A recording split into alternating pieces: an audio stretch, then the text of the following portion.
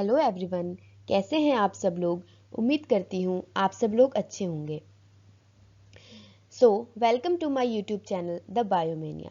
तो आज हम पढ़ने वाले हैं बहुत ज़्यादा इंपॉर्टेंट टॉपिक न्यूक्लियस, जो सेल के अंदर प्रेजेंट होता है और इसे control centre of the cell भी बोला जाता है बिकॉज ये सारी सेल की एक्टिविटीज़ को कंट्रोल करता है। ओके, तो अब बात कर लेते हैं कुछ इसके स्ट्रक्चर के बारे में। It is present in the centre of the cell, ये सेल के सेंटर में प्रेजेंट होता है। And it has double layered covering called nuclear membrane, और इसमें outer covering double layered covering होती है जिसे न्यूक्लियर मेम्ब्रेन बोलते हैं, और न्यूक्लियर एनवेलप भी कह सकते हैं। और जो मेम्ब्रेन होती है उसमें कुछ पोर्स प्रेजेंट होते हैं, उन्हें न्यूक्लियर पोर बोलते हैं। ओके, अब बात कर लेते हैं इसके फंक्शन के बारे में। Nucleus contain the genetic material DNA, जो हमारा जेनेटिक मटेरियल होता है डीएनए, हम बात करते हैं डीएनए की, तो वो कहाँ होता है, न्यूक्लियस में प्रेजेंट होता है। जो DNA contains the information necessary for constructing and organising the cell. DNA के अंदर कुछ इंफॉर्मेशंस होती हैं जो सेल को ऑर्गेनाइज और कंस्ट्रक्ट करने के लिए ज़रूरी होती हैं। ओके, और ये जो न्यूक्लियस होता है वो सेल डिवीजन में भी बहुत ज़्यादा इंपॉर्टेंट रोल प्ले करता है। नेक्स्ट हम बात करते हैं जो डीएनए न्यूक्लियस जो होता है उसमें स्टोर होता है DNA, ribosome and RNA. Okay, अब ये जो न्यूक्लियर पोर के बारे में मैंने आपको बताया, इसका फंक्शन क्या होता है। इसका फंक्शन होता है कि जो न्यूक्लियस के अंदर जो भी मटेरियल सिंथेसाइज हो रहा है उसको बाहर की ओर ट्रांसफर करने का। ओके, और जो न्यूक्लियस की डिस्कवरी की थी वो की थी रॉबर्ट ब्राउन ने। नेक्स्ट हम बात करते हैं कि सेल डिवीजन, जो मैंने आपको बताया कि इसका मेजर रोल होता है, तो उसके बारे में हम बात करते हैं।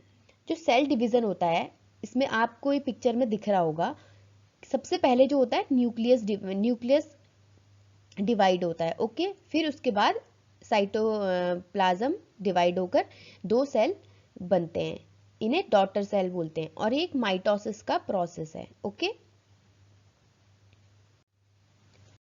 नेक्स्ट हम बात करते हैं डीएनए, जीन और क्रोमोसोम, इन तीनों में अंतर क्या है। बहुत से लोग समझ नहीं पाते हैं, बहुत कंफ्यूज्ड रहते हैं, तो मैं आज आपके इस कंफ्यूजन को क्लियर करने वाली हूँ।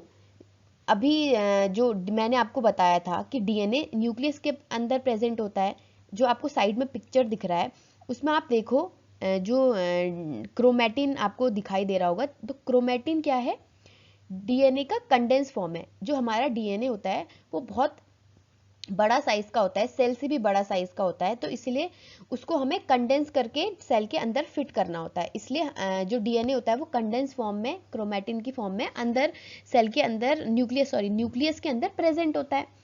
तो अब देखो जो क्रोमोसोम होता है, वैसे तो नॉर्मली क्रोमैटिन प्रेजेंट होता है कंडेंस फॉर्म में, उस क्रोमैटिन से भी ज्यादा कंडेंस फॉर्म है क्रोमोसोम। ओके, और एक क्रोमोसोम हमें कब दिखाई देता है, जब cell is about to divide, उस टाइम जो क्रोमैटिन्स होते हैं और कंडेंस होकर क्या बना देते हैं, chromosome. Okay, so chromosome is condensed form of DNA. And जो डीएनए का कुछ सेगमेंट होता है, जो नीचे आपको पिंक कलर का दिखाई दे रहा है, कुछ फंक्शनल, इसे बोलते हैं फंक्शनल सेगमेंट। जो डीएनए का फंक्शनल सेगमेंट होता है वो जीन होता है। ओके, सबसे पहले क्रोमोसोम, फिर डीएनए, फिर जीन। ओके, और जो क्रोमोसोम के बारे में मैं आपको बताऊं तो ये रॉड शेप्ड स्ट्रक्चर होता है और इसके अंदर इंफॉर्मेशन होती है in the form of DNA. Okay, और डीएनए का जो फुल फॉर्म होता है डीऑक्सीराइबो न्यूक्लिक एसिड, एंड जो क्रोमोसोम होता है वो डीएनए प्लस प्रोटीन का मिलकर बना हुआ होता है। मैं आपके सामने एक और पिक्चर लेकर आई हूँ जो आपको और क्लियर विजुअल देगा।